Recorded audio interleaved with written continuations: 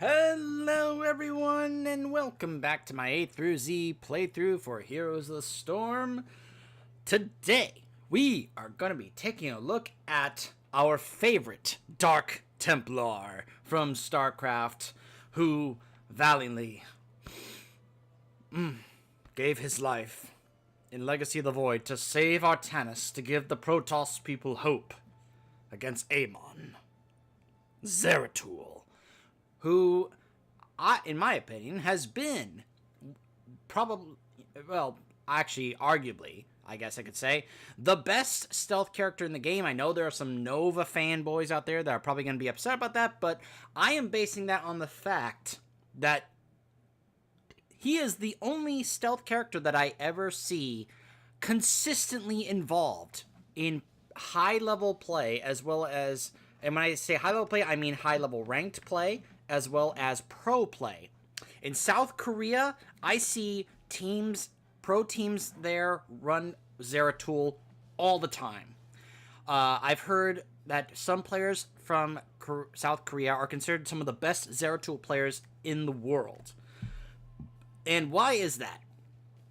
Well, it is true that Zeratul is a stealth character, but the thing that sets him apart from characters like Nova is how much mobility he has. He has so much mobility that he can just blink all over the screen and come up with various different ways to be able to do burst damage as well as sustained damage, depending on who he's fighting, and just constantly just be able to blink out there. He can blink in, do some damage, blink out, and just it's an incredible thing to watch. Watching certain players like the South Korean players I mentioned play as Zeratul is just a beautiful thing to watch sometimes. It's like a work of art. I saw this firsthand sometimes at the last couple of BlizzCons, where teams like MVP Black had a player that could run what some of the casters were saying was the best Zeratul in the world. I think I have that correct. You can feel free to correct me on that if that's the case. I like Zeratul's style. I like the fact that he is considered that well, or that good that he warrants that. In regular kind of like level play, ranked play, he's kind of a niche pick. It kind of depends on the situation, the map, the composition. But a good Zeratul player can make magic happen. I am not one of those. I just want to let you guys know right now. If you see some subpar play here from me on Zeratul, I'm not a great Zeratul player. I like Zeratul, but I'm not great with him. He has a lot of great different talent diversity choices. All three of these I think are pretty good. Some people really like the fact that he can move at mount speed while stealthed. But Shadowhunter and Greater Cleave are also really, really great.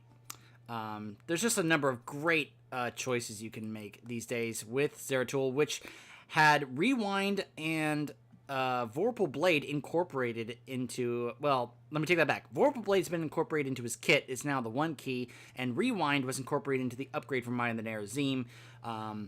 Though some people don't even bother with that. They like to go with things like Shadow Mending to give him even more sustain. So Zeratul is pretty good these days. Let's take a look at how he works today.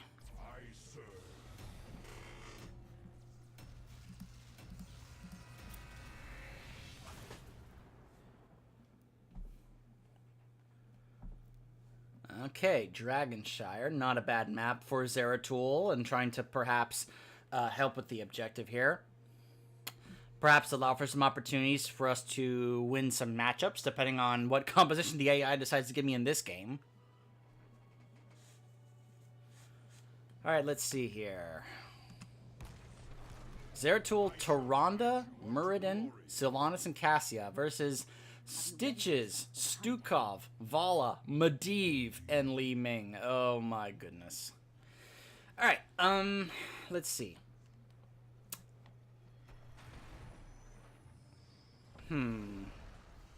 That would not be bad on a big map like this. Shadowhunter, it's good, but I actually would like that better on Brax's Holdout or a map that has a lot of globes. This doesn't really have that many regen globes.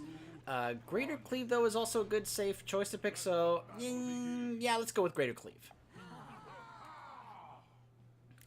So Zeratul has been in the game for a long time, ever since the game has been out, since the alpha. He's been one of those original characters, like, since, like, you know, back in the day.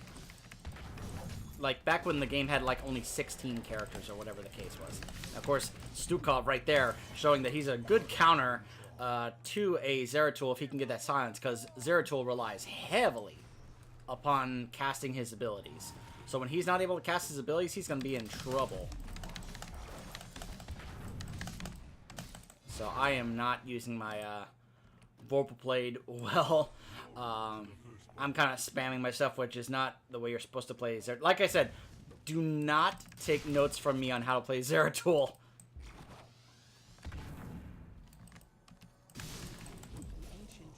Boom! Vorpal. Control them and let loose the Dragon Knight. Of course, we're not able to sustain really well yet. That's gonna change later on. I love they hooked me there, and I could just blink away. All right, let's move down here.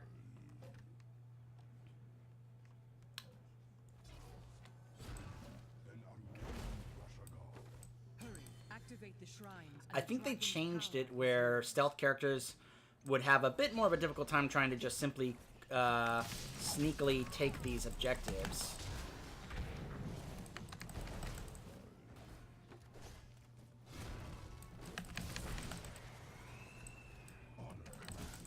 Okay, that was a mistake.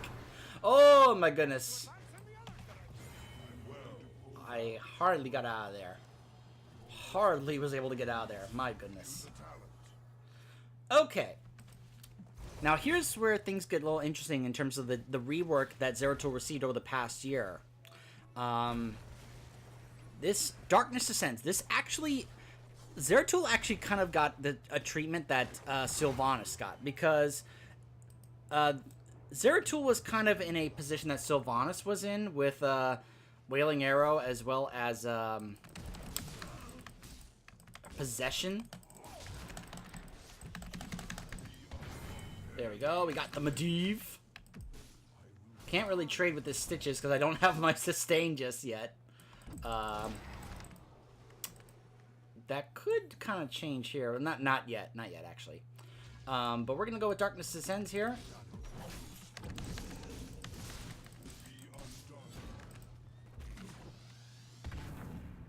Alright, so that increases my attack speed by 20%, and I can use it to make my attack speed get up to 40%. Believe it or not, that actually used to be one of Zeratul's ults. So back in the day, Zeratul had two ults. Void Prison, which has been considered one of the best ults in the game for a very long time. Yes, I won that matchup. Yes. Oh, boom. Okay, I need to go. Li Ming's here. Nope, can't win that. Alright, let's Hearth back. But, so, Zeratul had the dilemma that Sylvanas had. Everyone always picked Void Prison. No one ever picked, it was called something else. It's not called Darkness Descends back then. It's called that now, but it was called something else. But basically, that's what it was. It would increase his movement speed and his attack speed, but no one ever picked it. People didn't really like it. Void Prison was just so good, so strong at what it could do, the situations you could use it in, and no one ever picked it. So the devs wanted to give him two viable ults to choose. I can't believe Li Ming hit me there. Oh, and of course Vala hits me. That's great. Let's see here. So there's a couple of good options I could take here. Okay, there we go. Wormhole. For 3 seconds, reactivate to blink to return to the point where it was cast from. Seeker in the Dark, where it takes longer to explode, and you can be able to use that to teleport to who you put it on. Or get Vorpal Blade a second charge, which lets me return to the last person I attacked. Alright, so let's go ahead and pick Skirmisher to get a second charge. So the Medivh actually took the talent that lets him be able to get vision, because to counter me, how about that? Alright, there we go.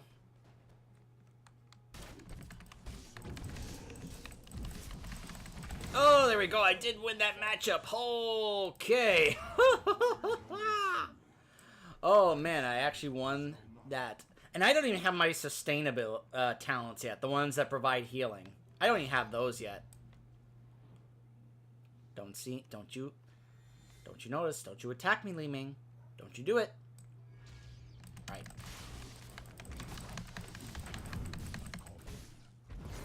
Even if she blinks, I can just blink straight back to her. Okay. We are gonna hearth away. So we are close to 10. I already have 8 kills. This is fun. Oops. Muscle memory is a little off. Pressed B instead of N. Alright, so as I said, Void Prison has been regarded as one of the strongest ults in the game. Zeratul's go-to ult for a very long time. Until he received a rework that gave him this other ult called Might of the Nerozim. Activate to cast another untalented version of Zeratul's most recently used basic ability, dealing 50% less damage. After using an ability, Zeratul's next basic attack deals 30% more damage, so it has a follow-through in there. But, of course, the real reason we are using this is because... Okay! And then we blink again. To have another extra blink. So you saw there, I blinked and then I pressed R to be able to cast blink again. That's kind of the idea that we are going for with this, because as I said early on, Zeratul, his strength is all about mobility. Tons of mobility. Boom, like that, right there. You blink and then you can use R to blink again. So we have a blink. We have 2 charges of Vorpal Blade if we want to use that. We have an ult that lets us recast blink if we have already cast it. Now, we could have actually gone another way here. We could have gone with Wormhole, but let us blink back to our previous location. But sometimes that can be a bad thing, to go back to the previous location. I cannot believe we are losing the objective this badly when we are 11 and they are 8.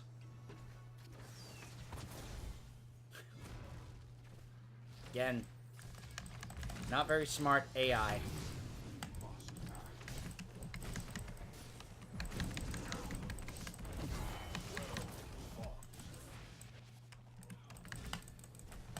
Pew! Blink. And then go over and sippy cup. Ugh. Can I actually get this? Nope, never mind. Because top is getting grabbed. And my AI teammates are just straight up ignoring it.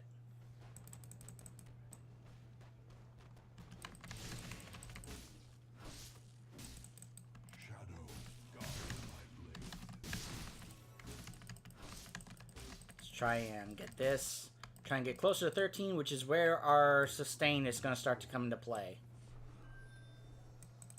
Oh, oh, I can get this Vala.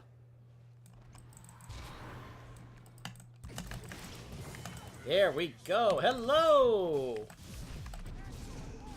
And I'm probably going to die here, yep. Because I already had my blink on cooldown. Oh, man. I was really hoping to get 13 there to help my sustain.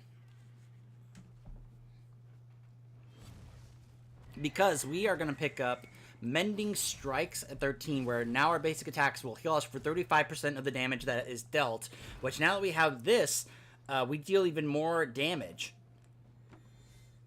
So that's the idea, is that now we're dealing more damage, so we're going to heal for more. Which can make Zeratul pretty sustainable. Especially if we have these one-on-one matchups. It's not great for big group fights, necessarily, because, of course, they can burst him down if they want to, because of how squishy he is. But in small matchups, we can definitely be able to pull that off.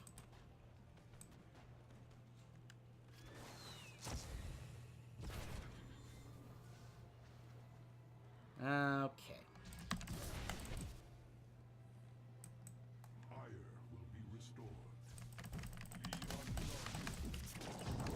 There we go. Vorpal Blade to get in there. Okay, we're in trouble now. But we do have our mending strikes, which is healing us quite well now.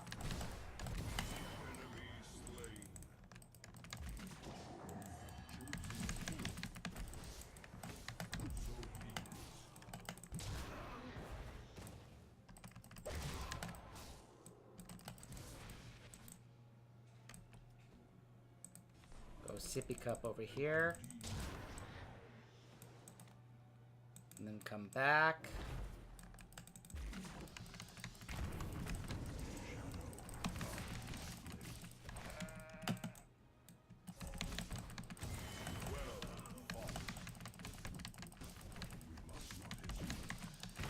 There we go, there we go. Look at that double cleave and that healing we just got for all that damage we did. Oh. This is where Zeratul can start to excel and shine. If we stay stationary, you notice how the screen around us, that's a change they implemented when they did the stealth changes. There we go. Squishy target like Vala? No chance. No chance at all.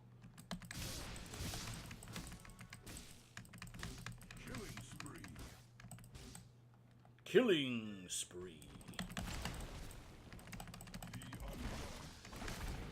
Now, believe it or not, there was a point in time where this talent that you could pick up, I didn't pick it up today, but Seeker in the Dark, where you could teleport to the target you put this on, there was a point in time where you could actually use this. I remember this specifically. It was like a bug. I couldn't, I was like, wow, really? Where you could actually use it to teleport inside the core. So at the end of the game, you use it, blink inside the core, and you're just kind of stuck in there, and you can just keep attacking it and cleaving. It was pretty hilarious. Alright, so now, level 16. This is where we can start to do even more damage. We can either cleave, where it hits more than one enemy hero, deals more damage, and its cooldown is reduced, or Master Warp Blade. Every third consecutive basic attack deals 125 bonus damage, which, since we have Darkness Descends, and we're attacking even faster, we're going to be able to get that off pretty well. Look at that. Look at that extra damage we just did.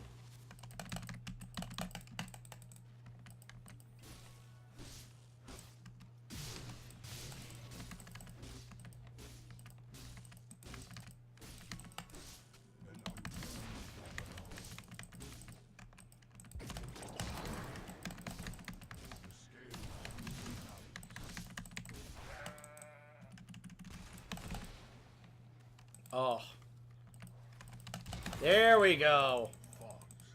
Woo! I almost didn't pull off there.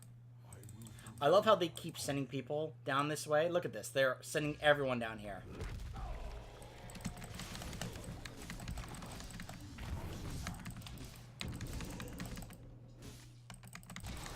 There we go. There we go. Oh! I cannot tell you how much I've always wanted to do that in games against other people. Like, I see people do it, and I'm just like, I just marvel at good Zeratul players. It's just like, oh, that's beautiful. That is just amazing. And it's stuff like that that makes me want to play Zeratul compared to other stealth characters like Nova. Like, he's going to stand in there and do that, and yeah, he'll blink away, but he kind of earned that. It's just something about how Zeratul goes about it compared to a Nova that I think is just more approving compared to a Nova.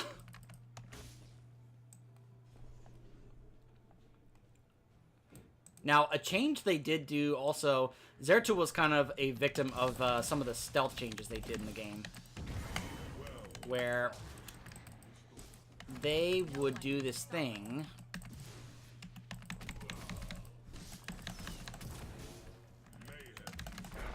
Right, there we go. Chase them down. Where they would implement these changes where now towers could be able to detect Zeratul. And as well as other stealth characters. It used to be you could go around enemy forts and you were fine. Now, all the forts and keeps have the detection capabilities to be able to reveal a stealth character. So it used to be like Zeratul and other stealth characters. If you were playing against an Abathur, you could just kind of chill in their base, quickly burst down the Abathur, and then get out of there before it attacked you. And you could just sit there right next to the Abathur, and there was nothing that could be done. Now, you can't really do that because the forts are able to actually detect you. So now Abathurs are able to be much safer in that regard, where they cannot be able to, where they don't have to worry as much about that, because stealth characters have a much difficult time trying to get around forts and keeps and such compared to how it used to be. Alright, so I mentioned here at level 20, Zeratul used to have a level 20 talent called Rewind. It's a very old talent that has been in the game for a long time, and you could use it to just reset all your abilities cooldowns and just keep on blinking and blinking. They put that into Twilight Falls. However, I'm going to go with Shadow Mending to add to our sustain here. Yeah, it does rely on the amount of spell damage you do, but I don't think right now it's really going to be that big of a deal. Actually, we could probably end the game right now. Yeah, you're Medivh.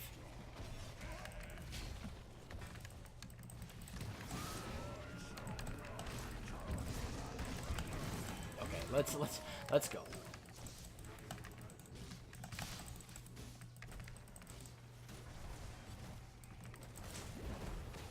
Boom. Okay, I'm in trouble.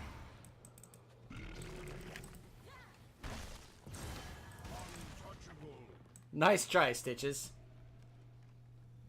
Alright, let's run. 3 of our teammates just died. It's just me and Cassia now.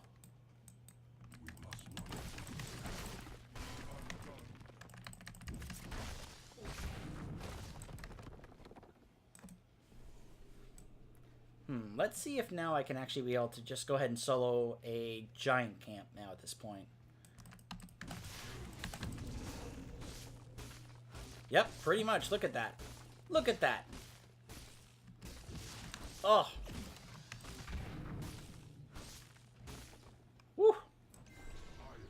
I mean, he is just a auto attack monster.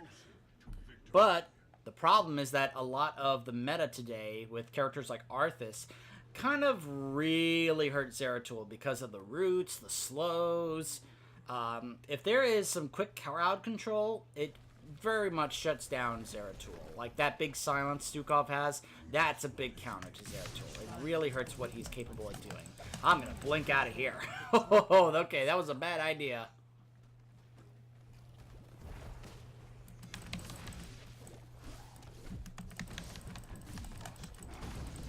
Okay, I got gorged.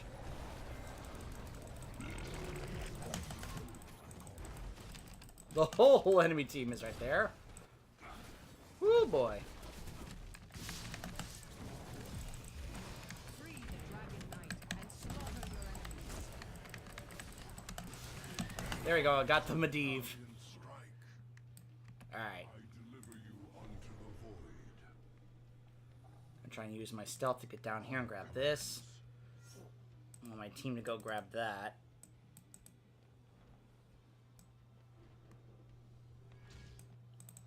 Could also just grab this camp here to help push this, because this is pushing while this is going on. Ooh, actually, I could finish off this Li Ming here. Hello, Li Ming. Boom! Oh, you have a blink? Oh, guess what? So do I. I had blink before you were ever in the game.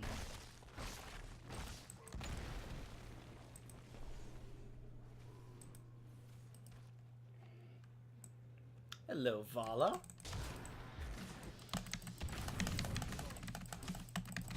There we go. Vala's down.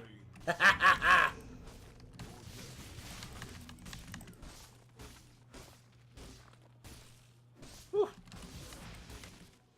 Oh my goodness. Look at this. 25 kills. Look at all this damage I'm doing. Ugh. It makes me want to play more Zeratul, but at the same time, like, this is against AI. If I was to play against enemy players, I'm sure I would just get annihilated. Whew. But that does feel very satisfying. What I just did just now to that Medivh. That feels very satisfying. Look at my team. Let's get all the keeps. In fact, let's just end the game. Let's just go straight for the core. Although I want this Li Ming.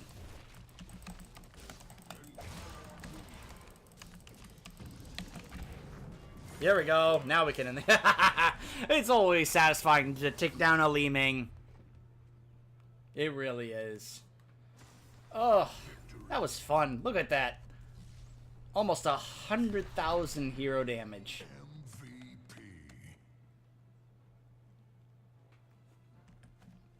I know this is not the go-to build for Zeratul, but I think it's a fun build. I probably, I don't think I ended up using Vorpal Blade all that much, so I probably would have gotten more use out of either Wormhole or Seeker in the Dark to add to that. Like when I land my Singularity on someone, then being able to blink to them. I think that probably would have also given me some extra use. So the build we went with today, Radio Cleave, Darkness Descends, Warp Skirmisher, Might of the Narrow Zeme, Mending Strikes, Master Warp Blade, Shadow Mending. I have to recheck what I have that causes spell damage. If Cleave counts, I'm pretty sure Singularity counts, but I don't know if Cleave counts. But anyway, I think Zeratul's in a pretty good spot. He's always constantly involved in pro play, especially in South Korea. I'm sure that I'll see some teams utilizing him, either picking him or banning him once I go to BlizzCon this year and check out HGC. I'm sure he'll be involved.